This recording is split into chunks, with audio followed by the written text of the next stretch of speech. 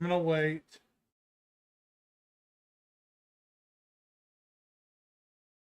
Okay. Here we go. Hope everyone's doing great. This is Zyron signing on, Axis 0096. Hope everyone's doing great. It's been a couple of days, and we're going to cover ISC from yesterday and SCL from the day before. So here we go. I'm going to shut my camera off, but I'm also going to comment every little bit once in a while. 323 is just around the corner, and with that, a host of new gameplay and general life in the verse features. But it also includes a variety of technological improvements like the replication layer split, our initial implementation of Vulkan, image upscaling breakthroughs, and the subject of this week's show, changes to the water rendering and simulation system that were first discussed at last year's CitizenCon. So here now are the water wizards themselves to tell us more. You've been doing this for a while now. Why do you think people are so interested in water? In just any scenario is such a focal point. You go to a national park, you go see the rivers and the waterfalls, you're looking up stock photos.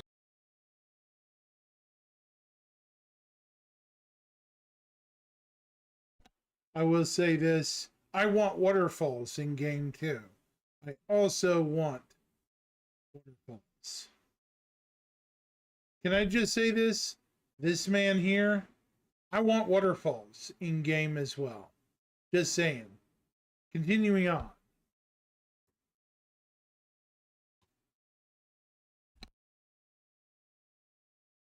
Of anything, it's people focus on the water because it is just so different to kind of anything else you find in nature. Like everything's unique and everything's different, but water is just something else entirely. Wow, you're making me sound like I'm a water cult or something. When you came aboard, did you imagine you'd be the Moist Master? I still don't refer to myself as that name, try as you might, Jared. Hydro homie? I guess I didn't see it being such a focus, but I'm glad that it is. It's good fun. I really like it. It's not all water. Water's just the nice things I get to talk about more.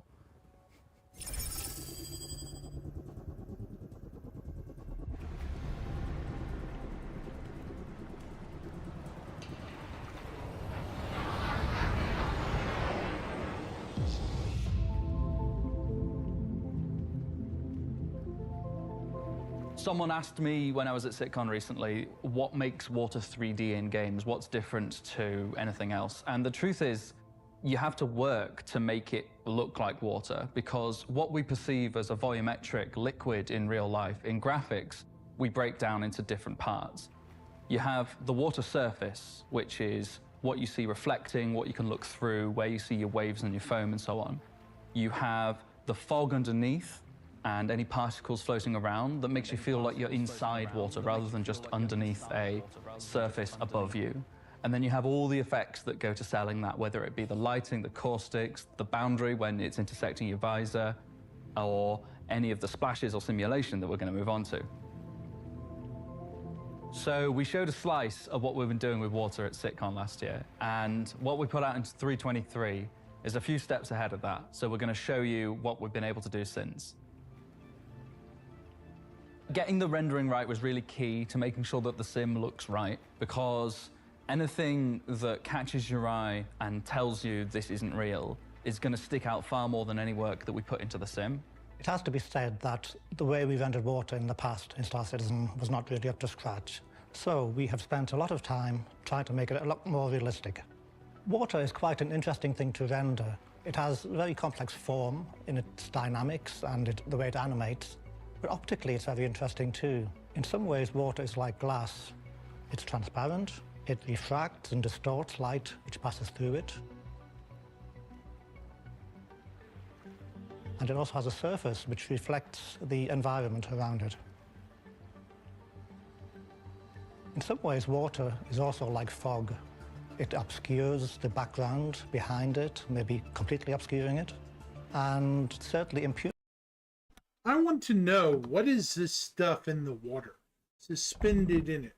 Dirt? Plant life? What is this? Is it just byproduct of the water, or is this physicalized muck and murk and junk in the water? I want to know what this debris is. Leaves, twigs, Pure water stuff will like have suspended that. particles which themselves reflect light and give the water a cloudy hue. The water surface may feature foam, certainly where waves are occurring or at shorelines. One thing we wanted to do was improve the way we render foam on the ocean surface. This involved having it show detail when viewed close up, and also having it disperse in a very naturalistic way, where the foam breaks apart into small patches and the bubbles dissipate. One thing we did to get the details on the close-up views of foam is photograph a pan of soapy water. This gave us the required detail to project onto the foam surface and give the look we wanted. I could also see them later visiting real beaches to get finer details for aquatic simulations. This, however, is a good first start. It's nice to think that all of the foam you see on any ocean in the verse started its life in a soapy pan of water in my kitchen. In Star Citizen, players can enter the water. This means they can view the water from underneath the surface. So we spent lots of time making sure underwater views look correct, showing fogging and so on. Similarly, when the player enters the water line may cut across the player's visor, and we took a lot of time getting that to render correctly and show as expected. I really think the improvements that have gone into the rendering of the water, especially the surface, the fog, it's leaps and bounds ahead of what was in 3.22. So from rendering, let's move on to surface simulation. What we wanted to do was provide some next-level visuals to go with all the things that can interact with water in our game. With the nature of the sandbox universe, there's just so many ways you can interact with it, and with all our spaceships and the colossal thrusters and wakes they can throw off, we really wanted to be able to match that with the water rendering. The way we decided to approach this, instead of having a square that follows the camera, like many games do, of water simulation, we wanted to have something more powerful than this. We wanted you to be able to stand at the top of a mountain and watch a ship fly across a lake underneath, drawing the wake behind it. And you wouldn't get that with a fixed square around the camera. So the approach we took was something called region-based surface simulation. This allows us to allocate areas where we need to be simulating and propagating water waves at any given moment, regardless of where the camera is. We can allocate and deallocate these as we need, and we can have a pool of them of any size depending on the spec of your PC. You can actually change the maximum allowed regions in your graphics options. On medium setting, you can have 32 regions simulated at the same time. You can even go to a very high setting, which would give you as many as 128. To choose the best regions, we try to have the closest and most important ones show up and call the other ones. The fact that we sort it by the number of interaction and how strong they are means that only the most important ones will be shown on screen, which helps, because having a little interaction right in front of you could be useful, but it might not be visible when there's a very big ship going right by and creating a huge wave. Sounds like you. One thing I'm curious about with this system is, will different types of waves be possible again? Tidal, like various different types. They're not specifying, but we can certainly see.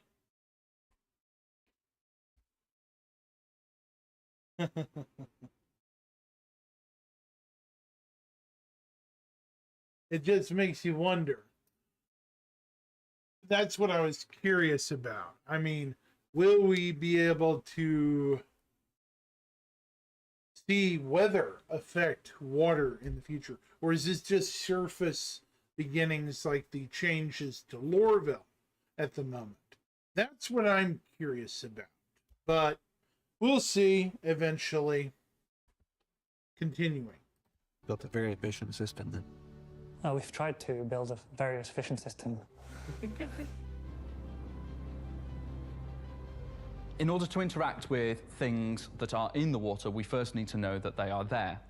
We've hooked up to the physics system so it sends us events when physical objects like boxes or the player or bits of ship debris are in or floating in the water. From there we can work out how much water has been displaced and the velocity and pick an appropriate simulation wave speed to match those. From there we can apply forces to different texels of each sim region, which then propagate as we update that region over time, as well as responding to physical objects. Okay, but what about density? If something is less dense or has a lot of hollow volume, it'll have a higher water line than something that's full of mineral ore and just sinks like a stone. So like an ore box won't float, it'll sink into a deep pool. That's going to be interesting for them to debug and work out. Yeah, this is just the beginning of this stuff for now. I can't wait to see where they take it. We'll see. Objects in the water, we can also hook this up to other input types. For example, we could have a ship falling into water, creating a huge displacement. But we can also have footsteps near the beach. Or we could also have bullets and missiles and explosions. For the player, this means that you can be way more immersed in your game, as you can see the direct effects of what you are doing, how you are playing on the water. We wanted to be able to create the best visual impact we could without having an impact on your bandwidth and server performance, etc., especially as we move into bigger and bigger player counts. So our water simulation is done on the client and is visual only, and I think that way we get the best possible result out of it. All of the information that we get from the different systems is then packaged and sent to the water buffer. Tying this all together is the water buffer. This allows us to take in inputs from multiple systems to the shape of the water surface and then use that information in lots of other systems, such as additional effects and, of course, rendering the water. Each patch of ocean is able to render with both the water buffer on and off. If it is off, it simply shows the ocean waves according to where it is on the planet. If it is on, it first populates the water buffer region with the wave data in that patch. We then add in any simulation data or data from other inputs. Then when we come to render the ocean patch, we look up again from this buffer where we have the total added together result of both the original ocean waves, the simulation, and any other inputs. To copy the simulation in, we build a mesh that covers parts of the water buffer that we're going to write into. The UV coordinates of each vertex in that mesh point to a specific part of the region atlas. This allows us to read specific parts of simulations and input them to other parts of the water buffer, and it allows us to do it in just one draw call.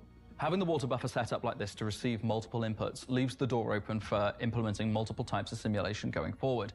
For example, beach crest waves could be input into this system. This means as well that any other system nearby can look up to see where the waves are and see how high the water is. We use this to drive a number of different effects. Having the water buffer... In case you missed chat, that's suggesting at low-end weather conditions on the beach, like rough waves or high surf and stuff like that, wind-driven simulation hooked in. That's pretty interesting. That's stuff they've talked about for a long time. But we'll have to wait and see if it actually happens. Okay, going on. allows us to have the graphic system query what nearby waves are doing. This allows us to render things called caustics. Caustics are where the ocean surface is focusing sunlight onto areas nearby. So, for example, it may focus light from the sun onto the seabed, making certain bright patches animate around. And similarly, light can be reflected upwards onto the side of a vehicle, for example. Caustics are a very important visual clue for water rendering, and leaving them out would have meant the water did not look correct. Well, that was a look into all the work that went into the water in 323. The whole thing is pretty sweet. I'm really happy with how it looks. The team has done a fantastic job. Planet Tech have got some really exciting things coming. I'm really, really excited to dive back into the planets of Star Citizen. I hope you guys enjoy it.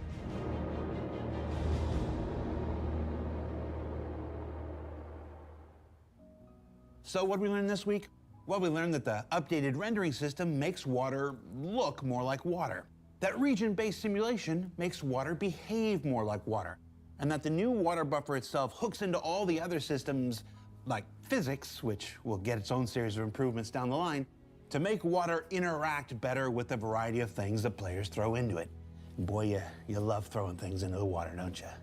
For Inside Star Citizen, I'm Jared Huckabee. Thanks for letting us share the process of game development with you, and we'll see you all here next week.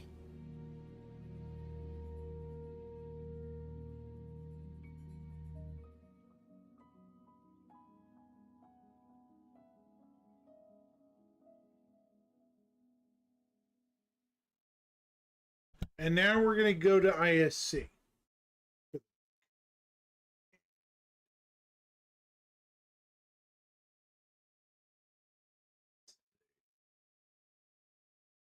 We're going to go with ISC. So here we... Star Citizen Live.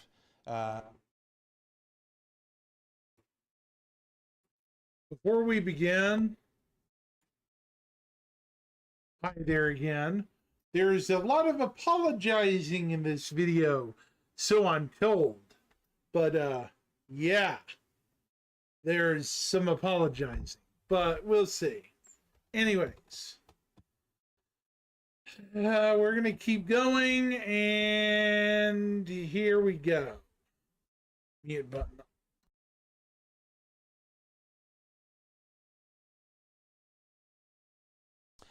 Hi, everybody. Welcome to We're Back. Welcome to We're Back. Star Citizen Live, our quasi-weekly show where we take about an hour out of the end of our week and we hang out with our developers. We chat all things Star Citizen, their personal lives. We show our cool G.I. Joe toys sometimes. And in this case of this week, we're answering questions. We're taking questions. We're putting questions to the developer. It's clear I've been not doing this for 3 weeks. Hi, oh, little buzz thing. Joining me on the show this week is an esteemed friend of the show, a man who probably needs no introduction, but we're going to do it anyway. Let's throw it to Cargo Chad. Cargo Chad, how you doing, man? Doing good. How about yourself? I'm in a mode where I'm assigning nicknames to everybody. You're Cargo Chad, and there's the Hydro Homies, and I'm pretty sure next week's show is about Arena Commander stuff, and Arena 3, I think I called Duncan Arena Man. I don't know. I'm at a point where I clearly should be stopped, and nobody is. So yeah, we're going to jump right into it because we have a lot of questions and stuff. A few weeks ago, maybe 4 weeks ago, we had an Inside Star Citizen with Chad and members of the USPU team talking about cargo, hangars, persistent hangars, personal hangars, freight elevators, all a bunch of really exciting stuff for the non-combat oriented citizen, of which there are many, many of you out there. I count myself as one of them. This is work that's all targeted for Alpha 323, and recently, as I'm sure most of you or many of you might have noticed, with this week's roadmap roundup, it's a hard thing to say out loud. With this week's roadmap roundup, it was recently revealed that the instance hangars, the freight elevators, the item kiosks, everything that's in that little cargo package, that cargo career update, that's still coming in the Alpha 323 branch, would not be in the initial release. The initial release being 323.0, and then there might be a 323.1 and a 323.2, and so that stuff's still being worked out and determined.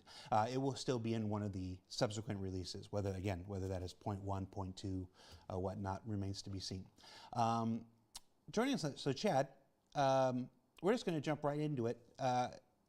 tell everybody who you are, because in case somebody didn't see the show, tell everybody who you are, what you do for Star Citizen, and what happened.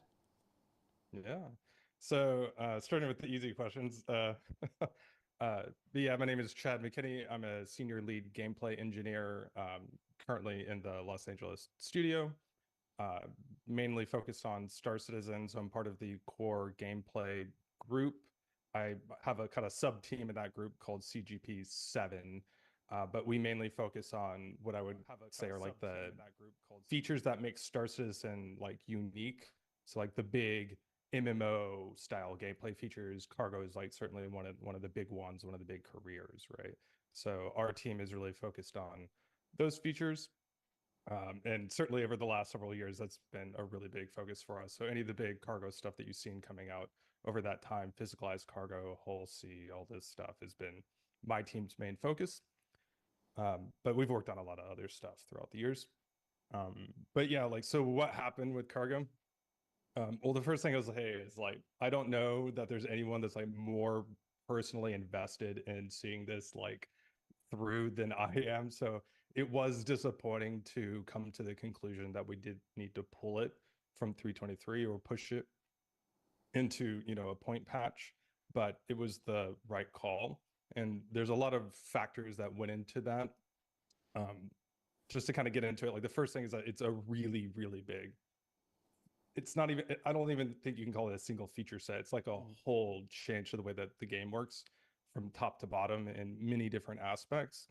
So whenever we concerted development on this last year, you know, we come up with a certain schedule, and at the end of the day, if you look at where we're hitting, you know, while it is disappointing to see it slip, we're really close actually.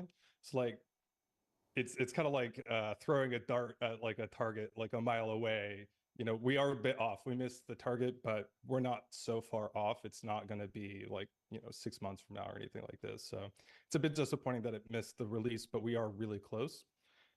But so like the first thing is just like, it's big and it's hard to estimate and quite pin down all the unknowns and everything, and make sure that like your dates are exact by the time the actual date comes up.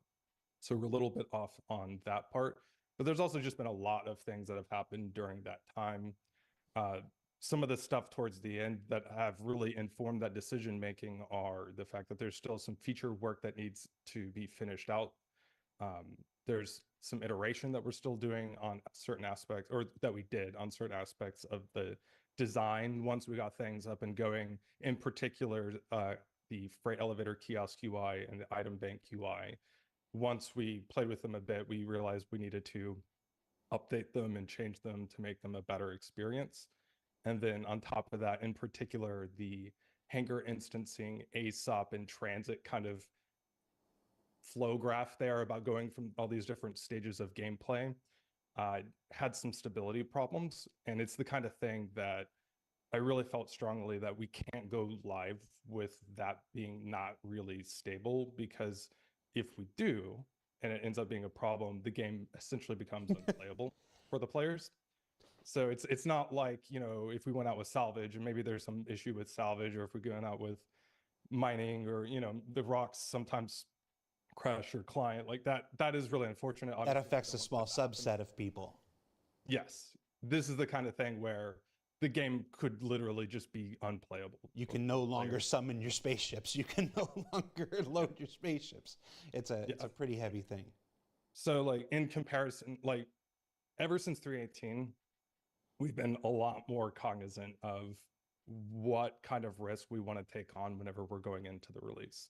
So whenever we were coming up on the 323, we were really aware of how big this was, and also really aware of like the current state of 323 without all of that feature work.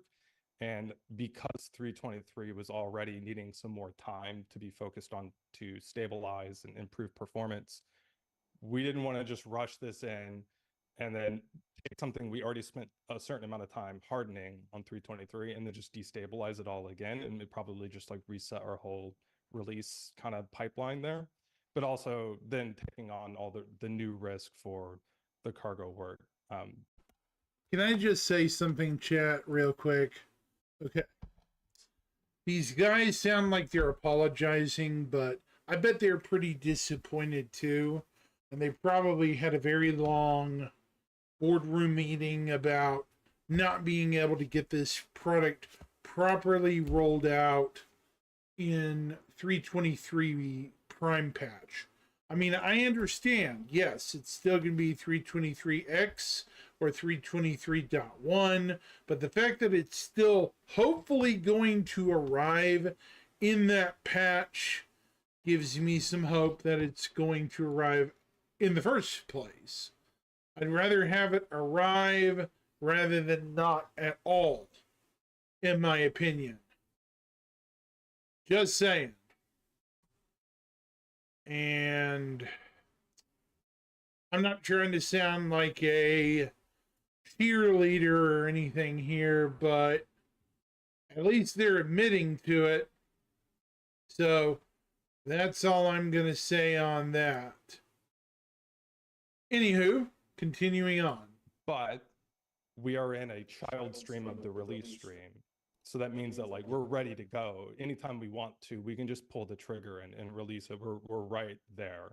So it's not like it's stuffed away and you know, some development stream that's like, you know, still in a bunker somewhere. Like we're really close. It's going through the already, you know, certain steps of the release phase. It's just we weren't ready. We didn't want to integrate it because of the risk and already the state of 323 itself. But on top of that, like to be completely honest, this feature has been around, like I said, for quite some time. And there's been a lot of things that have happened just kind of outside the feature that have also contributed to it. So like, as people are probably aware, there's been some team restructuring, personnel changes, you know, changes to our like kind of vision and direction that have, you know, in particular, I think impacted like the teams working on this feature set. So it's made it a challenge at times to, you know, stay focused on it and not be affected by all that, people changing, bringing people on board and getting them up to speed about, you know, the whole project and everything. So it's been a whole journey, but we're really close. It is disappointing to put in this much effort that we've put into it and then miss it, but I felt like it was the right call. So I appreciate your candor on that. Folks in the chat right here are saying, "Oh, so they don't want another 318." They admit it. Yeah. I mean, I don't think I did. Yeah, we don't either. I would not have thought that would have been a surprise to anybody or a mystery to anybody. I am often quoted as saying, you know, we have the same conversations that our backers have. I'm going to talk to you, John. I'm going to talk to them. We have the same conversations you guys do. We just have them a few weeks earlier.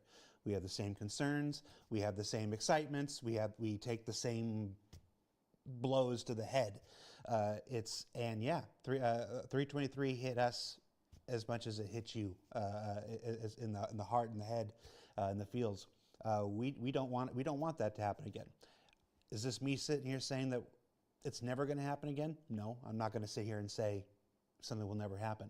But everybody here is working very hard to make sure that it doesn't happen again. And decisions like this one are one of the things that have to be done in order to ensure that from time to time. So it is still 323. It is still 323X. Whether that's 323.1 or 323.2, it's too early to say. Whether that's before Invictus, at Invictus, slightly after Invictus, it's too early to say. But yeah, like Chad said, it's all there. It's all still in the branch. It's basically when everything else is stabilized and secure and in a place that we're happy and whatever, then it's like, okay, now let's introduce this new thing here and see how that affects things and fix those things. Because yeah, Chad made another great point. This is literally your ability to summon and access your spaceship. It's a fundamental change to the way everything moves in the persistent universe. So it is not a small feature, but 323 has a whole bunch of other features. We're currently 13, 14 episodes into this season. It's normally on 10 episodes. We got a bunch more coming. It's a huge, huge patch even without this. So we'll get all that stuff in, stabilize all that stuff, and then turn our attention back to this. Well, Chad's attention probably will never turn. All right. So with that, let's jump right into the questions here. This show was originally scheduled for 2 weeks ago, so we put up a thread and collected questions. We didn't have the show 2 weeks ago because Jared fell down and knocked himself out. True story, actually. I knocked myself out. Got a concussion. Mostly back and normal now. Got a haircut. So we're going to jump into this. I can't tell the difference. You can't tell the difference between concussed Jared and non-concussed Jared? Neither could my mom. All right. So we collected a bunch of questions. We're going to just jump right in. The first series of questions, let's talk about the personal hangars for a while. We'll get into overall cargo gameplay and stuff. But we have a bunch of questions that are focused primarily on the hangars. So let's jump into those. One of the big questions folks had after they watched ISC was, how do we prevent unwanted people from getting into our personal hangar? I mean, obviously there's some kind of a security around the elevator and stuff. We recorded for ISC, but it didn't make the cut at the time. But also, what stops people from just charging the outer doors and getting in there? What can you tell us about access restrictions? Yeah, so the first thing I'll say is with everything, this is like the first release of this. So what we come out with now isn't necessarily like our final vision or where we leave it. And I can tell you that we already are going to continue. I could already tell you that, but yeah. You're going to work through further upgrades and stuff going on. Working on this after this release. So there's going to be more to be done all around.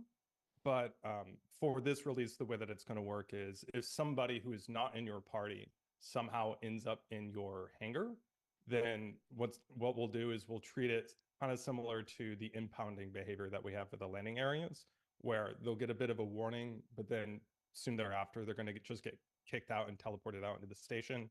If they're in a ship, the ship will get impounded, and that'll be that. It's in an armistice zone, so the players won't be able to like draw weapons or shoot or anything like this. But excuse me, but we do want to make sure that like players aren't just, you know, murdering each other in there. But we can do better. Like I said, we want to have improved security in the future and make it a more less gamey kind of experience to have heightened security in there. But it is just going to be using the impounding and teleporting behavior for this release. Does that include? So obviously there's some time limit. There's some time period, a couple seconds, whatever. If I grab some, if I get in there really fast and I pick something up before I'm impounded, do I teleport out with my stolen booty? You will, but I mean it'll be considered stolen at that point. Okay. Yeah, like there's more to be done there, I think, to make that like a more well-founded experience. But like for now, yeah, you'll get it, but it will have been stolen. I think it'll probably prove challenging to do a lot there, like in practice. But I'm not going to be surprised when we go live. I'm sure there's going to be some people who are going to try to grief things, and we might have to react in particular. But it's just one of those things where we need to spend more time with it to make a more well-founded, like full solution there. So we're going with the kind of easy or quick, but clean solution of just like, yeah, just teleport people out and just, you know, don't try to be too clever about it. Ryukishin in chat says, challenge accepted, Chad. All right. There's going to be an array of lightning fast thieves trying to get in and grab stuff before. It'll become a challenge. It'll become the 323 personal hangar thievery challenge. Watch. It'll happen. In the chat, they asked, okay, so that's how intruders. What about group members, party members? What's their access to your hangar like? Yeah, so if they're in a party with you, if someone's in a party with you, they have access to your hangar, even if you're not there. So let's say like my home location is Area 18, and Jared, you're in a party with me. you can go to Area 18 and you'll have access to my hangar. You can go in when I'm not there. You can go in while I'm there. You can use the freight elevator kiosk while you're in there. You can use the item bank. We want to make multi-crew gameplay as seamless as possible. So this is something in particular that we were definitely really thinking about throughout the whole process. Effectively, the way that it'll work is when you go to the access elevator in the station and you call the elevator, you're not going to get a list of every hangar at the station. Like, I can't just go to somebody else's hangar randomly. Rather, what has to happen is I need to be in a party with them. And then when I go in the hangar, I'll see my hangars in the elevator list and any party members' hangars in my list as well. This is also another way that we tamper down on some of the griefing. It doesn't get rid of it immediately. Like, I'm totally aware that someone can just walk into the elevator. But the point is that you can't just, without someone there, use the elevator and go to somebody else's hangar, like, independently. However, you can do that if you're in a party with them. That's also a way to manage kind of the rights. So if, like, you're in a party with somebody and they end up misbehaving, all you need to do is actually just, like, kick them from your party, and very quickly they'll just be removed from the hangar and kicked out. So it's a way for the players to kind of control some of the access that they're giving to other players. But when they have given that, we do want to make sure that it feels like a very, like, a seamless experience. Yeah, and again, we actually had a whole thing recorded on that and stuff like this, but we it just, for whatever reason, it didn't make the show, and we knew we were having the follow-up here, so I'm glad we got to cover it. For 323, the personal hangar, and I'm glad you mentioned that even when this goes out in 323X, this is still not the end-all and be-all of this work. Like anything else for Star Citizen or any MMO, the work continues to iterate and evolve beyond this. For 323, your personal hangar it's your home hangar. It's at your home base, whether it's Area 18 or Microtech or Lorville or whatnot. And the size that you get is based on the largest ship that you currently own at the time that you log in and pick it. The next question says, what happens if you buy a larger ship after that? What happens to your hangar if you end up buying a ship that's too big for the hangar that you've been assigned? Yeah, great question. It's one of those things that, like, I should have gone into more detail on in the ISC. It's funny, even when my wife watched it, that was the very first question that she asked me after it was done. So, like, I know everybody was like, that's, immediately, well, what if I get another ship or whatever? So yes, we've thought about that. For this release, again, this is just the first release. We're gonna improve on this aspect of it. For this release, the way that it will work is, if you buy a new ship, whether that be outside the game or in-game with in-game currency, and then you go to request that ship, you can't do it if the hangar isn't large enough. So instead, what would happen is you would be given what we call a public hangar. And a public hangar is similar to a personal hangar, just the difference is that if you were to leave the location, anything that you left in that hangar will be cleaned up and thrown away. So you can't treat it like your personal hangar. Like the personal hangar, you can decorate and leave all this stuff everywhere. You log out of the game, log into the game, it's all still there, etc. The public hangars aren't like that, although they're not really that different. And what I mean by that is, one of the things I didn't have time to really go into in the ISC is, how does all this work when you're not at your home location and you're not using a personal hangar? Let's say my home location, again, is Area 18, and I go to Bajan Point and I land. Those are still persistent hangars.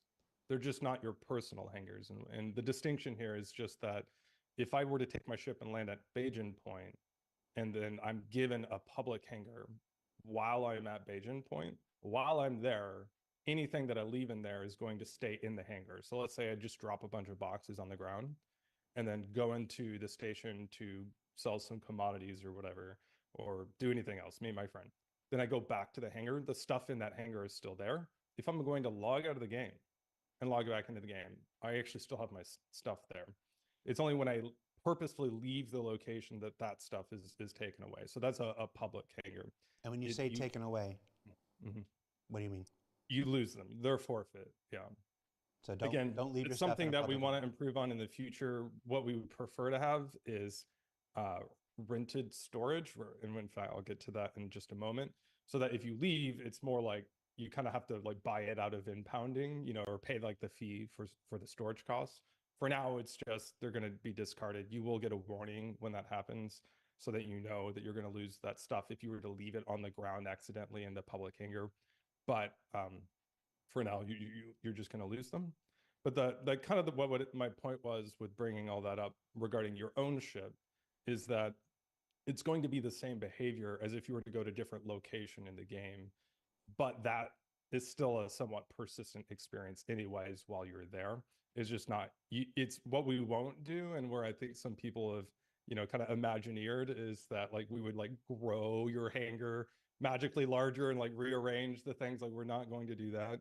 And instead, what we want to do in a subsequent release is to add a whole pipeline and feature set for upgrading your hangars, including like moving things around. And on top of that, renting the hangars at other locations in the game. Like it's not the intention that the hangars are only at the initial home locations. It's just where we're starting now because we don't have the time to implement all of the feature work and backend that's needed for rentals and upgrades. Yeah. With including like fees and all over time and all this stuff. So what that means is just that you're going to have the one at the home location now, but in the future, absolutely, we want players to use this as a way of like kind of having a sense of progression in the game. So let's rewind what he just said. Yeah. With including like fees and all over time and all this stuff.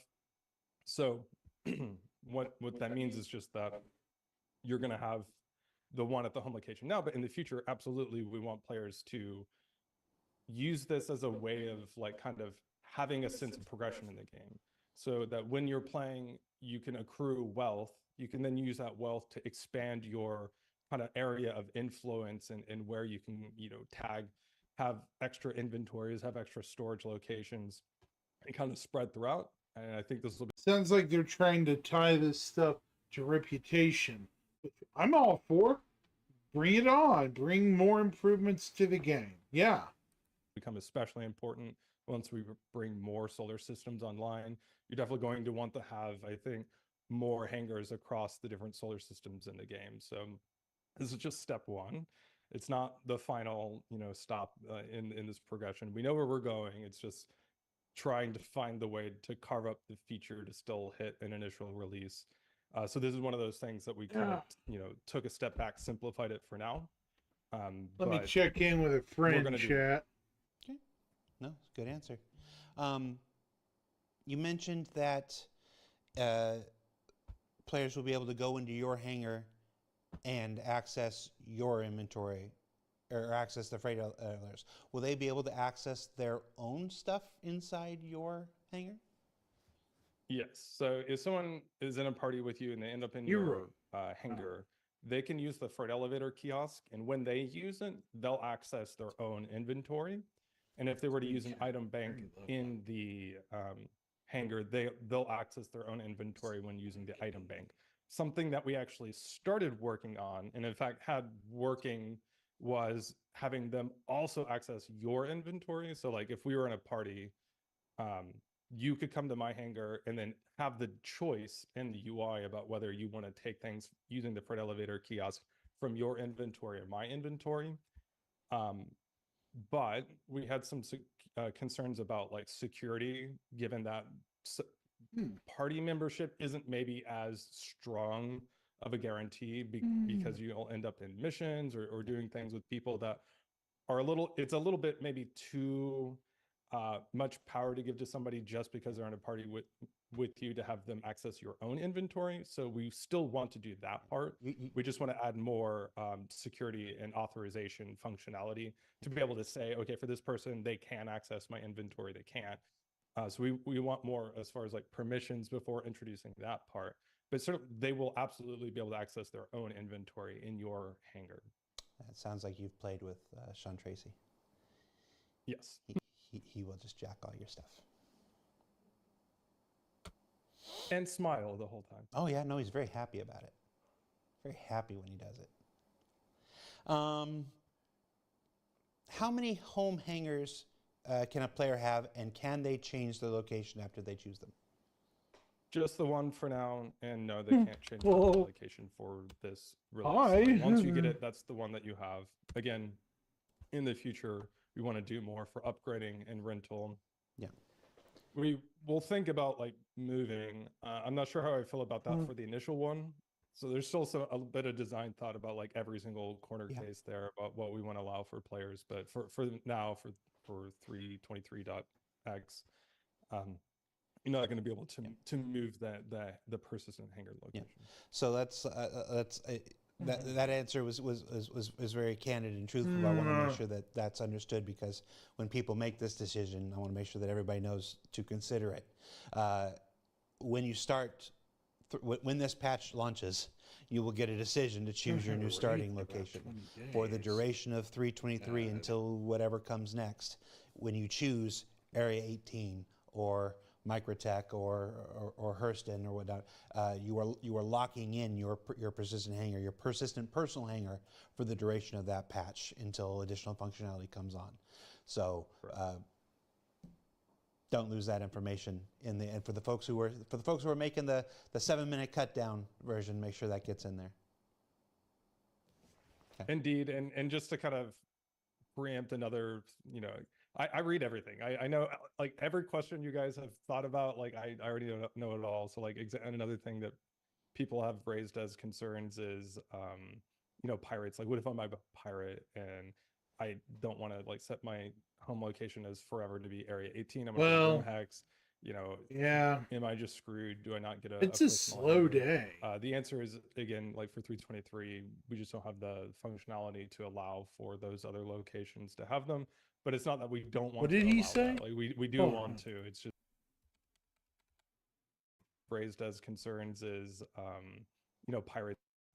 You're not going to be able to move the persistent hanger location. Yeah. So that answer was very candid and truthful. But I want to make sure that that's understood, because when people make this decision, I want to make sure that everybody knows to consider it. When you start, when this patch launches, you will get a decision to choose your new starting location for the duration of 323 until whatever comes next. When you choose Area 18 or Microtech or Hurston or whatnot, you are locking in your persistent hanger, your persistent personal hanger, for the duration of that patch until additional functionality comes on. So don't lose that information and for the folks who are making the 7-minute cut down version, make sure that gets in there.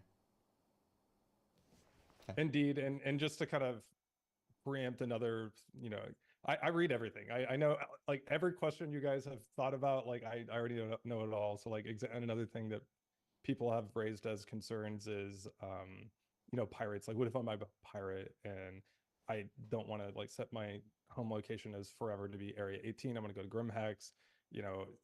Am I just screwed? Do I not get a personal hanger? The answer is, again, like for 323, we just don't have the functionality to allow for those other locations to have them. But it's not that we don't want to allow that. Like we do. You hear that, chat? It's a work in progress for the later, for the other locations, but they will eventually be updated. I think they're talking about, what are they talking about exactly? It's not going to be in this particular release. Are there plans to allow personal hangers that are not at the major landing zones? In the chat, folks are asking about Grimhex, but possibly either at stations or smaller ground locations or whatnot. What can you tell us? Yeah, essentially anywhere you can spawn a ship. This is a question I've wanted to know for a while. That has anywhere that has hangars will have personal hangars. Like that's the long and short of it. So the rest stops, Grimhex. We want it to be a prevalent thing to give the player options. Of course, we'll come up with our own decision making as far as the economics of it. Perhaps we will consider maybe charging more or less, or having different dynamics for the Way to offset it. Yeah, makes sense. rental aspect of it or whatever. But we want it to be a very open thing. We don't want it to be constrained. Like again, another thing that I've seen people, comment on is that we're trying to push people to play on the landing areas on the planets. That we're putting a lot of focus to keep people on the planets. That's not actually our goal here. It's just what we needed to do to get this done for this particular release.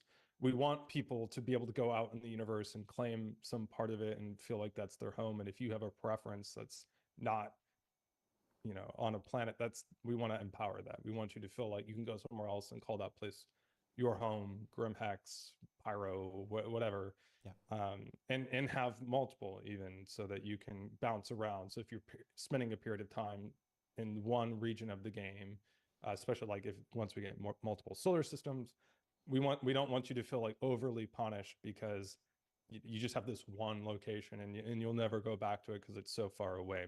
We want it to feel like basically we're balancing here, and this is, I think, also kind of gets to the core of Star Citizen as a game, which is we're threading this needle of a simulation and a enjoyable game experience.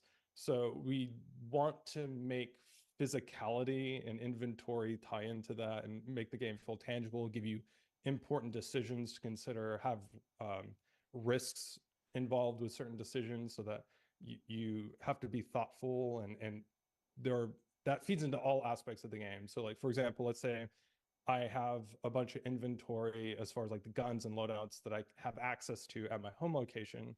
If I'm going to go take a bunch of missions it's on the other side of the solar system, we want you to actually think about that. And then when you're over there, you don't have as many options as you had before. You can't just quickly change out your loadout. You can't necessarily quickly stock up unless you thought about it ahead of time, right? So we want you to be thinking about it. At the same time, we don't want it to just be super punishing so that you play for like 30 minutes, die once, and then just feel like, okay, I'm just done here. I don't want to play this game anymore. We're trying to find that balance to make it an interesting, fun experience, have those simulation aspects where it feels like a real space game. It's not magical. You can't just summon a thing out of thin air. There are important reasons why you need to think about what you take with you, but it's not overly punishing, which is like a different track than other games. Like as an example, like a game like Diablo 4 or like many other classic big games like that game, you just have like this you have this invisible inventory. I mean, you access it from a chest, but the point is you can access it literally anywhere in the world, and it's all the same inventory. And that makes sense for that game, right? They have different problems, they have different play patterns that they want to encourage, but for the game that we want it to be a little bit more thoughtful, a little bit more tactile, but not as super punishing as maybe like a Escape from Tarkov or something. Yeah. Choice matters. You obviously want the choices to matter. You want people to benefit from good choices, and you want people to struggle with poor choices. And as always, you bring it to that point of realism, and then you bring it back to the point of fun. And that area is always the hardest part to find. I see. Who's the person that there's somebody that the Twitter algorithm has been putting in my feed, even though I try not to see him all the time. I can't remember his name. The Game of Thrones guy. But I'm talking about the game not being a sim or whatnot. And so certain aspects, yes, we want to push them to be more simulation-like, and as close as we can get within the confines of giant shared server MMO technology, and then bring it back to the point of fun and stuff like that. So there's always that balance there. Greasy Khaleesi. Took me a while. I remembered your name. Get out of my feed. Yeah, I keep seeing them on Twitter. Lobotomy. Lobotomy. Okay, now that is funny. Asks, how are you going to make finding a party member's hangar not a scrolling contest in the elevator if you're in a large party? Yeah, so whenever you go to the elevator access in the station, when you call the elevator, that carriage is your carriage. So when it shows up, it only has the stops in it that you have access to. So by default, if you start in your home location, like area 18 in this example I keep using, then I would go in, and if, let's say, I had a account that the largest ship on it was a Drake Cutlass, then I would go in and I would have a medium hanger that I would see in that list. It would say, you know, whatever, Cthulhu, Dark Cthulhu Lords, medium hanger, because that would be like my name or something, something edgy like that. So the point is that like I'll see my hanger in there, but nobody else's. When I'm in a party with somebody and then I call that hanger, I'll see their hangers at that location there as well as mine. But unless you have like a lot of party members, that list is not going to be long. And in fact, it's going to be much smaller usually. Usually it's going to be like 1 or maybe 2, maybe 3, you know. I am totally aware that there are people that go out into the server and they just make, you know, this giant single server party. That person, if you're in that party, yes, you'll go in. If Server like Congo line, that's that for list. sure. I don't know. I guess in that case, you're gonna have a little bit of a rough time, but this is obviously a pretty big corner case. So yeah, that's the main mechanism. That will get resolved as the feature continues to develop, and people can choose more locations. Right now in 3.23, they're limited to the 4 primary locations, but as people begin to be able to choose different locations for their primary personal hangar and whatnot, that problem will get diminished. So yeah, and actually, I'll use this as an opportunity to kind of re-impress a point, which is that it's only the ones at that location that you have access to. So if I were to go to Bajan Point and I have a party member whose personal home hangar is at Area 18, it's not going to show up. Yeah, it won't show up. Yeah. So like it's tied to the location. So for that reason, it does get parsed out. And if, you know, as you were to say, in that 100-person server, unless all 100 people pick the same home location, it's still going to be spread out amongst all the locations that they all picked independently. No, Bajan Point is not a new station. He's saying Bajini. Oh, sorry, Bajini. Yeah. This comes up a lot. Half the developers here don't know the term Hurston, folks. They call it Stanton. I know the term Hurston. But no. But I'm saying it's there's internal names for stuff, and half the time that's what folks are knowing. Like the number of times I'm going to be on the show, like, okay, which one's Stanton 2? Stop saying Stanton 2. Yeah, so we know it as Arc LEO. So that's Arc LEO. That's what we call it in game. So you can give Chad crap for all kinds of stuff, not for not remembering the specific name of front-facing name of something that doesn't exist on the internal stuff. I was just trying to think of something else I wanted to give you shit about. How many people? Don't be clever, Jared. Can be pretty big. Is there a occupancy limit inside the personal persistent hangars? Good question. No, I mean it's not like it's not like we go to a club and it's like, oh no, met occupancy, you're gonna have to wait to get in. There's nothing like that. It's, you know, if it fits, it sits. If you can cram 100 people in there, or at least attempt to, like, you can do it. But that's no different than right now in the game. If you wanted to go into a small hangar and try to get 100 people in the server to walk into the hangar, you could try it, right? There's nothing that's going to stop you, and that's the same thing here. Yeah. I'm imagining what an entire hangar entire server crammed into one hangar, and the videos that are going to come from that. Is that a knock on the door? I hope it happens. Is somebody knocking at the door? They're coming to take you away. Is there somebody at the door? Just heard a knock at the door. I'm imagining what an entire hangar entire server crammed into one hangar, and the videos that are going to come from that. Is that a knock That's on a the door? knock on the door. Is somebody knocking They're at the door? coming to take you away. Is there somebody at the door? Just heard a knock at the door. It's not a gimmick, right? Nobody's having me on? It was just a big knock at the door. All right. So let's see. Something concussed, Jared. Yeah, maybe. Did I say a swear? Is that somebody coming after me? All right. So we've already. Okay. more people theory crafting here. If a player is inside their Who ship, is it? inside their personal Probably your hangar, boss. and they log out from the ship bed, where do they wake up when they come back in? Has the ship been stored? Yeah, so in this case, it won't be back in the hangar for this particular release.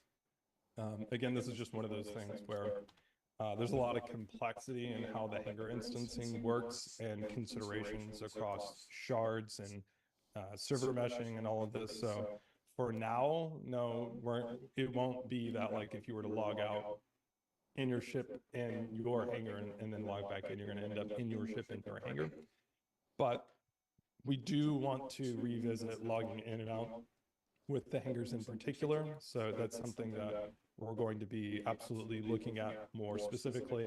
And if anyone's kept up with my hot take commentary on Spectrum, they'll know there's already some discussions like more broadly about login flow, and this definitely ties into it about like just generally how logging in is supposed to work in the game. And hangars are an important aspect of that, but we're thinking much broader than that. We're thinking the whole game. So we also need to be thinking about things like HAPs, like bases, all of it. So this is definitely an aspect, but in this particular release, it's not going to work out like that. You'll end up just logging back in the station. Yeah, I mean, as it is right now, and somebody can correct me if I'm wrong, but I'm pretty sure if you try to bed log in a ship in the hangar, it doesn't let you because to try to avoid it gives you a restriction, whatever. But yeah, as these things become more of a home for players, as they begin to decorate it and it's like this, I can see the desire for that behavior to change, which is probably where that question comes from. Absolutely. Can we equip weapons in our personal hangars despite the armistice zones? Good question. No, I'm laughing a bit because there was actually something of a bug that we had recently with people being able to draw weapons in the green zones, but no, that's not going to be possible. You will be able to use the tractor beams in your in the hangars to be able to move things around, but you're not going to be able to pull out a gun. It's not going to be like a stand your ground law zone type situation. For now, that's something that maybe we revisit. I could see maybe a different location in the game, like Grimpax, maybe a more pirate focused place, having a little bit more stand your ground type laws regarding like what you can do. But for the moment, it's just going to be you can use your. Okay, there's no need for that kind of verbiage. Come on. So you'll still be able to keep going. One thing we don't want, just to maybe unpack that a little bit, is because people are going to still be able to get in, through these slightly corner case ways. Like someone can just fly in, or someone can just walk into the carriage. If they can draw their gun, then while we can punish them for that, they could just walk up, shoot you in the head, kill you while you're just hanging out there moving cargo. And then yes, they're going to get punished, but like for someone that's like griefing, they got what they wanted. Right? It doesn't matter if they ended up dying or even going to prison for a period of time. They kind of got what they wanted out of that situation. So we're just not going to have that here for now. We'll revisit it again whenever we have better and more opportunity to consider all the design aspects of it as well. Gotcha. So when you use the item bank and you call up a rocket launcher, the rocket launcher comes up in a crate. No, I mean, you can access them. You just can't like raise them and shoot somebody with it, right? So you can, it's just as if you're in the station. Like you can have the gun on your back. You can get the gun out. You can use the tractor beam. You can hold it. You can load the guns onto the gun racks in the ship and stuff. Yeah. So like all of that's fine. You just can't literally raise the gun and point it at somebody and pull the trigger. That's the thing that you can't do. Okay. Last of our personal questions before we, our personal hangar questions before we get to the more cargo related stuff. What does all this mean for our OG hangar flare items? Can we use them to decorate our personal hangars? How can we decorate our personal hangars? So first off, shout out to people who remember the old OG hangar flare. I remember way back in the day, and we had fish tanks and the jukeboxes and all of that. And in fact, my team was the team that worked on a lot of that stuff way back in the day. and unfortunately saw it kind of rot over time to the point that we ended up removing it. It was implemented in a way that was very like divergent from where the rest of the game was going as a more persistent game. So it definitely has a special place in my heart, like, a lot of that stuff. Unfortunately, this release, we're not going to have like revisited that. The prop team would need to go back and rebuild some aspects of it because they're quite old at this point. There's a lot of changes in the way some of the features work, especially things regarding interactions and usability and all of that. So there's some work there on the props and interactables team to be done, and they've been really focused on the mainline feature work for this release, so it's not something that we've had the time to get to, but it's not something that we've forgotten about. Like, definitely we remember those things fondly, but it is kind of easier actually sometimes to make new things rather than like revisit a lot of old things. So one of the things that we are adding in this release is furniture. So you are going to be able to buy furniture in game at certain locations. Oh, thank God! Decorate your hangar with that. That's gonna be useful. Stuff like this. So you'll still have some things that are more social, that are more interesting, make it feel a little bit. That's nice. To decorate your hangar with, and otherwise, I look forward to all the fun. I didn't even hear about the furniture. These things. That's but, new. It's not. Like, we definitely want to. It's not perfect, but it gets us on the right path. We want players to have some fun things to be able to decorate and place throughout the world. But for now, it's going to be the newer furniture, not the OG hangar. Yeah. It's as a good rule of thumb for managing your expectations. If you can pull it out and hold it in your hands today, then yes. If you can't physically manipulate it in the game in 3.22.2 or whatever patch we're on, then no, that's the stuff that's still waiting to be brought in. That's basically the process. They got to go back. This stuff was built, like I said, a lot of it was built by our old friends at Behavior. Shout out to Dave Richard and Christine March, way back when. It was built specifically for the hangar module. It wasn't built to be handled, with hands and IK and stuff like that. It had to be modified. Second square. So that stuff's all got to be converted. It was also built in a different way, different metrics, different processes back then. So that process of bringing that stuff over, I've seen the zoo. They've built what we call a zoo. It's this giant level that's just all of the hangar flare. And they've been slowly, when an artist finishes on a task and he or she has like 2 days before the next task is ready for them to begin, they'll go over to that zoo and start working on converting another one. So it is a thing that's in process. It's very, very slow, and it's one of those things that because that was Star Citizen when I started on. So like Chad, we have a big affinity for a lot of that old stuff. I want my stupid jukebox. I want my calendar. I want my calendar that tells me what day of the week it is in 2014. And stuff like that to work. And I hope they don't fix that. I hope it still just tells you what day it is in 2014. Yeah, that's a good rule of thumb, I think, for the players. Like, if you can manipulate it in the game now, it's something that's that you awesome. gain access to and manipulate it. Then there are going to be some things that you won't be able to move without putting them into an inventory container box that I mentioned, I think, on the ISE. So there are going to be some things that you can't just spawn into the world, mainly because just the art, honestly, and like the kind of gameplay setup of the thing wouldn't allow it. There's just some things right now that really weren't meant to be independently spawned as opposed to like attached to something. But there's if you can play with it in the game now, yes, and manipulate it, then it'll have access. I've been chasing Steve. I've been torturing Steve Bender to take that old towel, the old hitchhiker's-esque towel from the old thing, and make a melee weapon out of it. He ignores me and walks the other direction. It happens more and more the longer I'm here, quite honestly. All right, so let's jump into some more cargo-specific gameplay. Chad, are you okay if we go a little bit over the past? Happy to. There? Okay. Yeah, like what's gonna happen actually is like once I'm done with here, I'm gonna get ready and I'm gonna hop on a plane and then I'm going to Barces in Chicago. So right. I'm good. Okay, so we'll take some. There he is. We'll do some extra time. We'll put some extra bonus time on this one because there are a lot of questions. This is a big topic. I'll stream.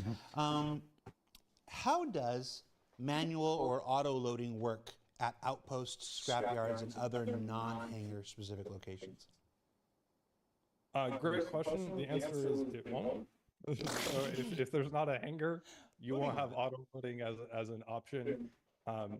That is a feature, not a bug. Like the point is that like a small outpost is not the kind of place where you're going to be doing large trades. We're going to be this is something I'm not sure I got quite into as much detail on the ISC, but one of the big changes that we're making about how you buy cargo is changing it from being a raw resource allocation. So you won't just be picking like 3 SEU and then have the system like automatically figure out the configuration of cargo that you would need to put that into your ship. Rather, the places in the game are going to have certain stock, and that stock will include the box size.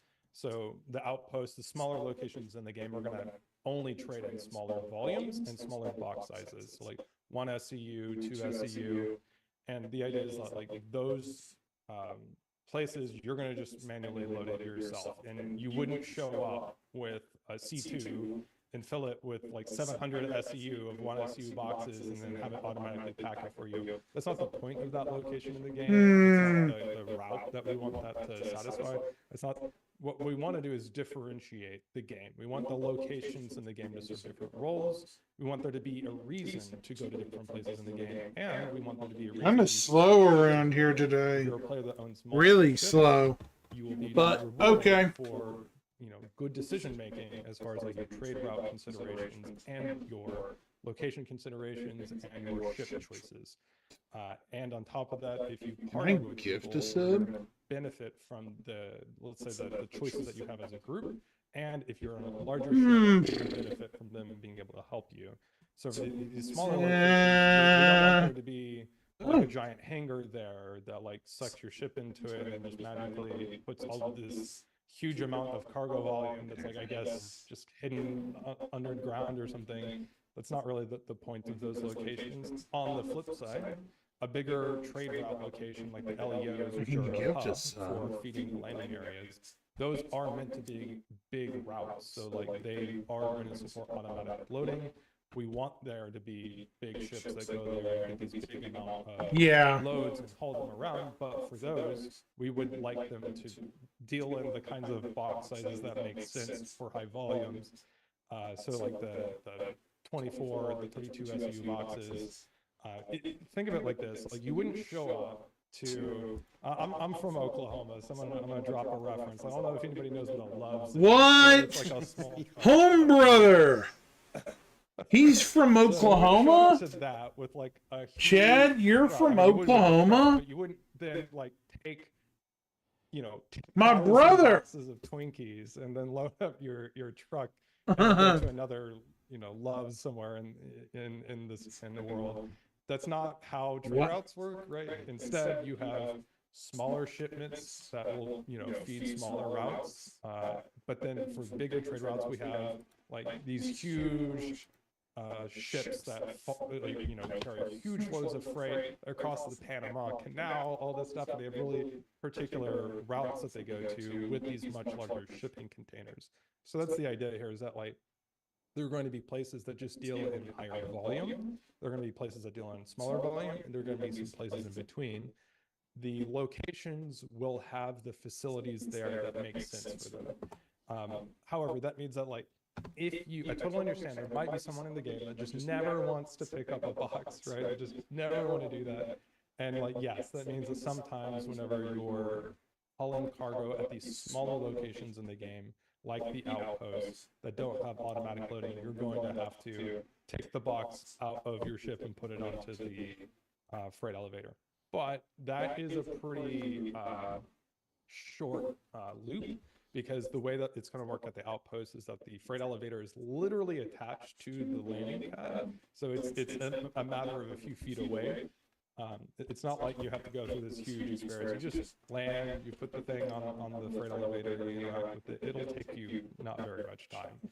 again, for the loads that you're dealing with, we're not going to have you move 500 SEU at an outpost, one box at a time. These are going to be small loads. Whereas on the flip side, if you want to move 700 SEU manually from a C2 at, you know, whatever, Area 18 or some other location in the game, and you have a crew of people, you can do that, and you'll potentially be rewarded by having a more favorable profit margin.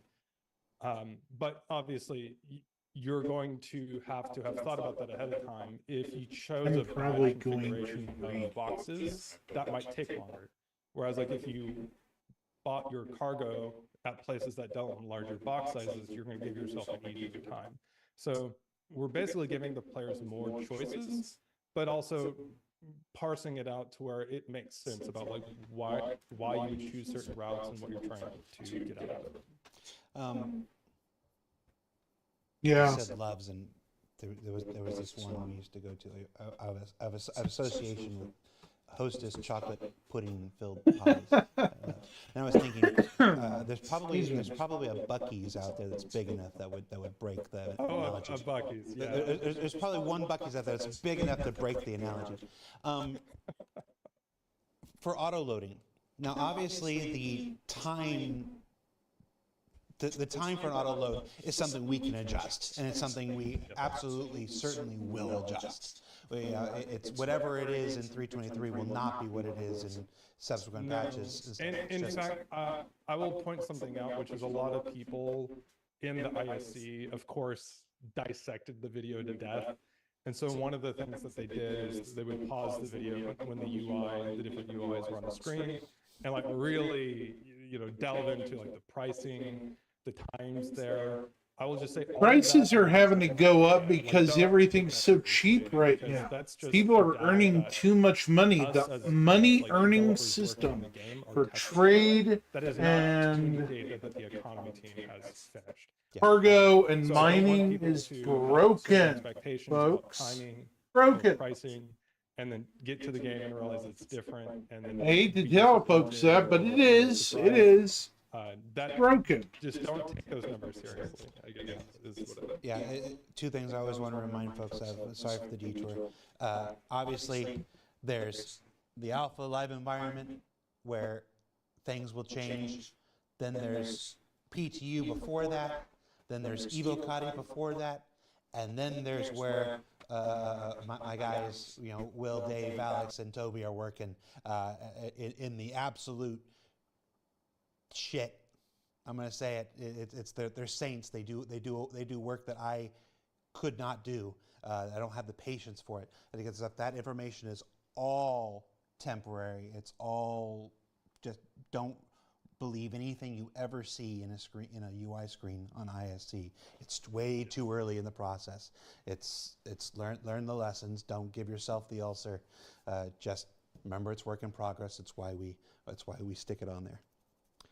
And then also, and kind of to go a little bit further with that, one of the things that we want to be like, kind of just like a philosophy. I'll put it like this: a philosophy that we have here is we want to encourage people to engage with the manual loading. So you should expect that the pricing and the loading times are going to be more favorable for manual loading. If you want to do automatic loading, that's totally cool. We want that to be a viable path. It's not going to be unprofitable, but it's not going to be as profitable or even necessarily as time efficient as manual loading. So we want it to be an important trade-off for players to make that decision. In addition to that, we want the pricing and the load time to be a little bit more intelligent. Like, it will take volume into account for sure. So like more cargo is going to take longer and cost more. But the other thing is we want to encourage people to be making smart decisions. Like, you shouldn't show up to a place and think you can buy 700 1SEU boxes and the cost and time to load that is going to be the same as if you got whatever, you know, the same amount but in 32 SEU boxes. It's much more efficient to move a larger box than a lot of smaller ones. So for that reason, the pricing and timing is going to be considerate of the number of boxes, not just the volume of the SCU. So there's a little bit of nuance there, but I want to be transparent about like the thought process going in there and like why it is the way that it is and what we're trying to encourage. Let's see. Is the mass of cargo still planned to affect ship performance? Yes, it won't for this release, but it's something that absolutely we've been talking about. Part of the problem is it's more like we would have done it, in fact, even this release, but there's some interesting, I'll put it like considerations for the physics aspect of it. Right now in the game, if it wouldn't be too difficult to make the cargo boxes that are attached to the actual cargo grids impact the mass of the ship. But the problem is that if you were to detach the cargo and just lay it in the ship, it won't, because anything that's inside the zone of the vehicle doesn't contribute to the mass of the vehicle at the moment. But that's true of anything. Like you could drop a gun, you could, dead bodies. It doesn't matter. Anything you just chuck into the ship loose is not necessarily contributing to the mass either. So that's like kind of a bigger question about how we deal with mass inside ships. And it also feeds into other things about forces and, inheriting forces and pushing things around, which we also want to use to encourage people to use cargo grids as an advantage over just dropping stuff in your ship. So we're not there yet. We've absolutely been talking about it actively. It's something that we are planning on adding, because we want, again, that to add some interesting decision making as far as not just the ship, but also if you load up a ship full of cargo, we want it to fly slower. You're going to be a little bit more endangered. So if you're a big hauler, you're not going to be as agile while you're moving your cargo, and that might encourage you to want to party with other people who can defend you. And then also on top of that, it can help you make considerations during the loading process. You may want to spread the cargo around in your ship, which will take longer, but it'll make it maybe fly better. So to give you some interesting decision making during the loading itself. But yeah, not for this release. Okay. Speaking of cargo grids, when we did our two-part design brief cargo career November last year, I think, you mentioned that eventually we'll be able to attach almost anything to a cargo grid. How's progress on that going? It's coming, but it's not as far along as I was hoping. So I think this release, there are going to be some probably notable things that are missing. I don't want to say just yet exactly what, but certainly vehicles are not going to be able to be attached to cargo grids. This release, that one I will speak confidently on.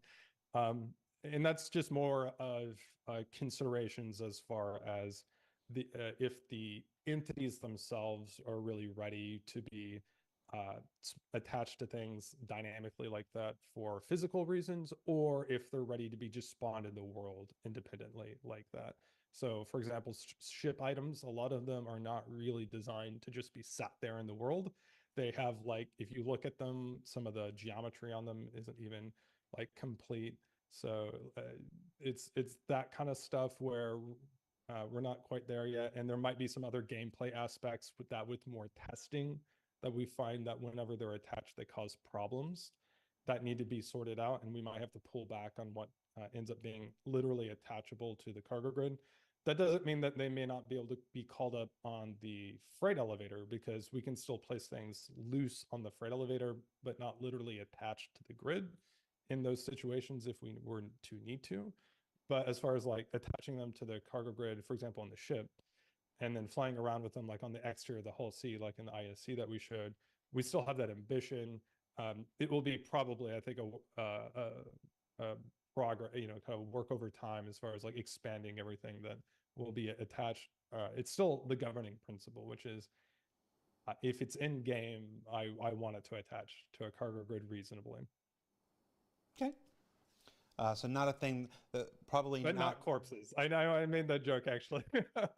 Yeah, like that I would say is an unreasonable thing, even though I mentioned it as an example. You You won't be able to attach a corpse to a cargo grid, sorry.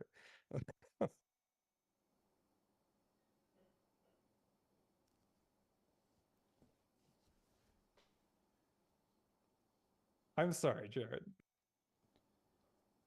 Will you be able to attach a spacesuit to the cargo grid? Yes, but that's because the space suit will be a box, right? So those things have already had those considerations made for them so that you can drop it on the ground and it ends up being a box. That should be able to be attached to the cargo grid fine. What you won't see is the loose, like, spacesuit that's kind of like as if it were on a person on the ground with like soft body physics or something like that. That we don't support. So again, it doesn't work like that in game now, so you wouldn't attach it to the cargo grid like that. The way that you do see those things is they're in the boxes, and the boxes you will be able to attach. So you're saying anything that I can hold or wear is not going to attach to the cargo grid? Although, Yeah, it would be awesome. Physically manipulate it now, then that's something that you can reasonably expect. The vehicles, I think, are reasonably expect not to attach or to attach? To attach, yeah. Because what if I just hold on to the thing and then I attach the thing to the cargo grid? You have to use the tractor beam right now. Okay. I think you should reconsider the corpses thing. I'll keep it in mind, but I have questions. When you think about it, everything is cargo. That's my point. Including coffins. That's my point. It just seems like you're gonna go all the way there and then just stop before we become Reavers. I want to see a giant Reaver hull E. Just a giant floating ship of the dead.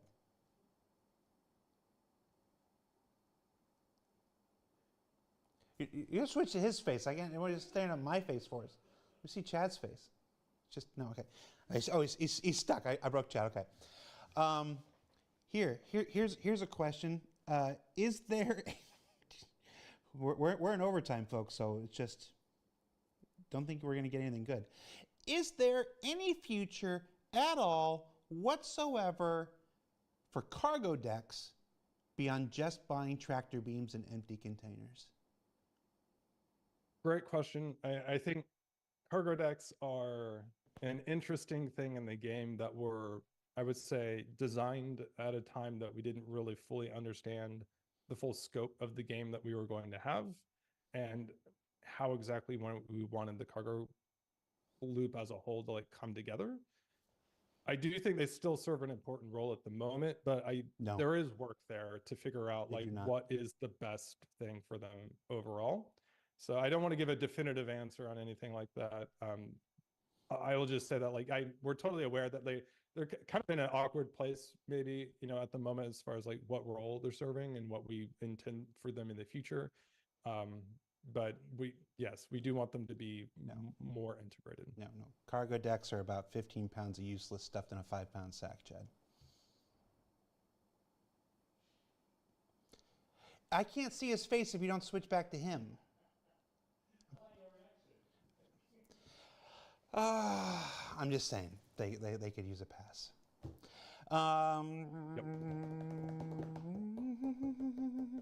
What happens if we bring contraband or stolen goods back to our personal, we're back to personal hangars. So what happens if we bring contraband or stolen goods back to our personal hangars? Are we unable to store them? Do they flag the popo? What happens? So for the moment, mostly it's going to work like the way that it does in game now, with the caveat that hauling missions in particular are going to be different. So if you just stole somebody else's cargo box and store it in your inventory, you're not necessarily going to get arrested. You won't be able to sell it somewhere, so you're going to be like in Area 18, for example. But you're not necessarily going to get arrested for that or fined or anything for just having it on your person. However, for the hauling missions, we want to make sure that players are incentivized, I'll say, to actually deliver the goods rather than just short circuit it. So if you were to, let's say, take a mission from Crusader and you get this big hull C worth of cargo that you're intended to deliver, if you're going to take that to a location that's not the delivery destination, the system will know, and it actually will flag it and say like, okay, this is like a high risk thing, you shouldn't have it, and you'll be notified. If you won't be able to sell those at a normal location, or sorry, let me re-say that. If you are trying to sell it, it's going to be flagged, and actually you'll get fined for it. Even if you were to take it to like Grimhex, let's say, for example, a place that would normally take like a no questions asked type terminal, and you were to sell it there, you can, but the price is going to be dramatically reduced because it's going to be considered high risk. So the idea is that we don't want players to basically take these missions and just go to like the nearest like Grimhex or something like that and just offload it and not actually take it to the place that it's intended to go. On the flip side, we don't want to overly punish pirates who don't necessarily always know the ships that they're trying to steal from. And while I know, there's a lot of discussions about like how much we favor or don't favor piracy as like a loop in the game, we don't want to completely ice them out so that if they end up accidentally coming across, let's say, some boxes that were being delivered somewhere else, that they just can't do anything with it. And then it becomes kind of just like random about like what you can and can't steal and sell reasonably. But they will be at a much lower cost. So it's not going to be the kind of thing where like, oh, I can just like steal the boxes from somebody else's hauling contract and then I'm just rich immediately because it's just so much and I didn't have to do anything for the time. And then that would just make it to where nobody could ever deliver these things because people are just constantly like camping the routes that they would be on. Okay. So the TLDRs, we don't want to necessarily overly restrict where you can store things, but some of the I'll say like high security or high value items are going to have special casing for them. Okay. Current storage crates are indiscernible from one another in name and appearance. Will it be possible to differentiate storage containers via changes to either the name, the label, the color, or some other means? Great question. Another thing that we've definitely talked about and have plans for, not going to be in this release, but we definitely want players to lean into the inventory container boxes. And right now they're not differentiable. We have ideas for things like tinting and labeling and naming. I don't want to say that anything there is like totally concrete that we are going to do it exactly one particular way, but we're definitely going to do something there. We want to give players a reason to use these more. And then once you use them more, you run into the problem of how do you differentiate between them to say that like, okay, this is like my weapons container, or this is like my armor container, or this is my ship items. We want players to have some way to manage all of that to keep it in check. Like once you get a few of these going, it's going to become like a whack-a-mole about remembering which one it was and opening them and realizing it was the wrong one or calling the wrong one up from the freight elevator. And so yes, it's something that we're planning but don't have a specific solution that we've tied ourselves down to yet. Okay. Just a few more questions I think we can squeeze in here. How much total SCU can the freight elevator hold at any one time? And are all freight elevator capacities the same at all locations? They're all different. So there's 4 different sizes. There's small, medium, large, and extra large. I don't want to speak off the top of my head to the exact volumes of those because I'll probably misremember one. But they are different. And we want to basically encourage people to upgrade. The idea is that if you have a smaller ship, you shouldn't necessarily be able to do huge hauling runs. On the flip side, we want to encourage players being able to call up ground vehicles or smaller vehicles in the freight elevators, which we have not forgotten about. I know that something that players were looking forward to. That's still something we want to support. So that the sizes of the freight elevators are designed to hold the ships that we want players to be able to call up from. So the small ones aren't going to be like super tiny, but the larger ones are certainly going to be better for holding like 32 SU boxes, for example. Okay. Let's squeeze 2 more questions. We haven't talked about the ship lift. So the lift that brings your ship up was one of the really cool reveals in the last the cargo episode 4 weeks ago. I got 2 questions about the ship lift here. One, will we be able to call up multiple vehicles simultaneously on a single vehicle lift? Not for this release. So again, another thing that we definitely have thought about and considered. At the moment, the experience is going to be very similar to the current ASOP, which is you'll call up a ship. If there's a current ship on the landing platform, it'll lower and despawn that one, spawn the new one, then raise. So it'll just be one at a time for this release. But if you can move it off to the side, you can chain the request to get multiple like that. But what you won't be able to do is like say like, okay, I want my Cutlass and I want my Gladius and I want my Rock or something like that. And then, on a big platform like 4 ships all at once. Their Rock. I'm sorry? Said nobody has ever in the world in the history of Star Citizen said I want my Rock DS. Did you say Rock or Rock DS? Yes, I said Rock. Okay, no, Rock is fine. Just nobody's ever said I want my Rock DS. That's never happened. No, I didn't say DS.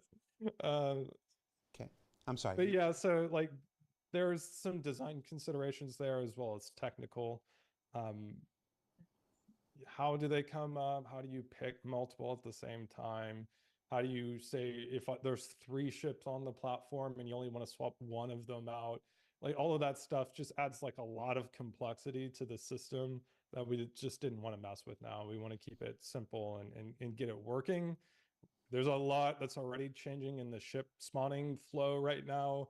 Adding this in the middle of all of that was just a step too far. So we are trying to keep this step in, an iterative step as far as making the changes to spawning via this ship platform. But we will revisit this. It is something we want, again, to encourage people to upgrade to the larger hangars. So, we want that to not just be useful for big ships, but also multiple and also multi-crewing and all of that. I'm sorry, chat. It's not that I don't like the Rock DS. It's that I hate it. It's okay. It doesn't like you either. We're allowed to like some things and not like other things. People think you just have to. I got feelings. I got opinions. It knows what it did. It doesn't do nothing.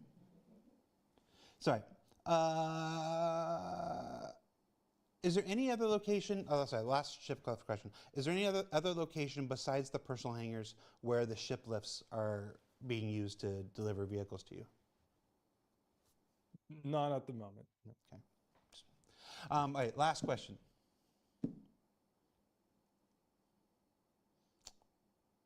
I was just thinking about what I said, and I am going to get that message now. I'm in trouble. Fauna. 323 has the addition of the Copian and the Merrick bird. Hypothetically, don't you dare say not in this release. Hypothetically, if I go out to the plains of Lorville or Microtech and I coerce a kind and gentle Copian onto my ship and I bring that ship back to my personal hangar and then I coerce the kind and gentle Copian out of my ship into my personal hangar and then I leave, does that Copian now persist in my personal hangar for all time? Oh man. So it's going to work. The way to think about what will persist in the hangars is just to think about what will persist in the ships because it's identical. And I think people have probably seen the video of like people spending like a month collecting NPCs in the game and their ship. So for now, for sure, if it persists in the vehicle, it's going to persist in the hangar. In this case, yes, I believe that the Copion would persist. I haven't personally tested that, but I'm pretty sure it would persist. And in fact, we already have bugs right now about people being attacked in the station by like the Copions and stuff that are like kind of, we'll say, encouraged into the station by some other players. So like if you're able to get one all the way into your hangar, then like, okay, you're gonna get rewarded. Maybe that's your own security mechanism. We solved it. I just, you know, I was so excited for this, for the fauna stuff, and I see the backer. So many people are like, can we kill it? Can't we hunt and murder it? And I'm just like, that's. We need pets. I mean, there you go, pets. We did it. Be kind and gentle. Bring them home and let them sit on the couch and stuff, and keep them from falling. Be careful. Be sure they don't fall down the vehicle lift when the doors open and stuff. So I'm just, like I said, all right, I want to be real clear. I'm joking. I'm having fun, but he did not say that's a definite thing. That is clearly an untested situation that I presented to Chad. He's speaking hypothetically based on his knowledge of how the system works right now. Jared, we're just murder hobos, dude. Sorry, dude. It does work, but I want all of you, every single one of you, to try it when the time comes, because I'd rather build little personal zoos than be out there murdering a bunch of virtual dog cat things who just want to be loved. That's it. Hey, Chad, do you want to see my Cobra Hiss? Yeah. Show my Cobra Hiss. Look at this. Look at that. Look at my new toy. Isn't it cool? That is really cool, actually. It's cool. It's got a viper. Oh. I want a snake. I want snake. Back to me. Everybody, that's the show. Thanks a lot. Thanks for hanging out at the end of this Friday. I think we're going to do a raid for somebody. I didn't check my messages to see who, but if there's a raid, be sure you tell spread the love and support our fellow Star Citizen streamers on this fine day. If you haven't watched it, check out this week's episode of ISC. It's all about the water wizards who are doing all these big improvements to the graphics and simulation and rendering for water. Next week, come back to another episode of ISC. It's going to be on the whole host of Arena Commander updates that are coming in 3.23. You thought the PU just had a whole bunch of PU stuff. The 3.23 just had a whole bunch of PU stuff. It's even got a whole bunch of stuff in 3.23, including new experimental modes and new racetracks and a whole bunch of fixes and the return of something folks have been waiting for a long time that I'm not going to spoil right now because I got to make another show for next Thursday. And then we'll come right back here next Friday and we'll have all the members of the UI team, boom, sit in the chair. And they'll answer your questions about UI stuff, star map and interior map and mobiGlas and all that stuff. So that was Chad. Say hi, Chad. Bye, Chad. Hi, Chad. Goodbye, Chad. I'm Jared. Thanks for watching. Thanks for staying with us for extra time today. We know how much this topic means to folks. Take care. And yeah, I'll see you next week, everybody. Bye. Awesome. Is that it? I think that's it. Yep. Okay. I'm going to send you all to Commander Had a Friend. I'm going to take a break for a bit, but yeah, he needs some help. So here we go. He's playing Star Citizen right now. So go help him out.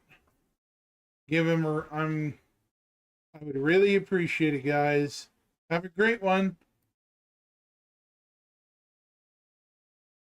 07, everyone.